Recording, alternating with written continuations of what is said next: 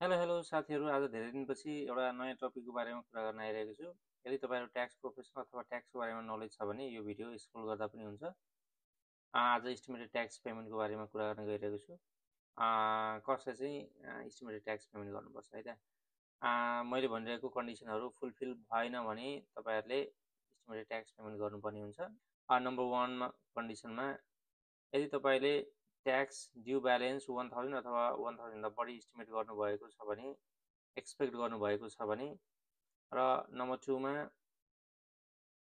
यदि तपाईँको ट्याक्स विथहोल्डिङ र ट्याक्स क्रेडिटले करेन्ट इयरको ट्याक्स लायबिलिटीलाई 90% कभर गर्दैन र लास्ट इयरको ट्याक्स लायबिलिटीलाई 100% कभर गर्दैन भने तपाईँहरूले इस्टिमेटेड ट्याक्स पेमेन्ट गर्नुपर्ने हुन्छ है त। यो कन्डिसन सबै फुलफिल यदि छ भने तपाईँले इस्टिमेटेड ट्याक्स पेमेन्ट गर्नु पर्दैन। यदि छैन भने तपाईँले इस्टिमेटेड ट्याक्स पेमेन्ट गर्नुपर्ने हुन्छ।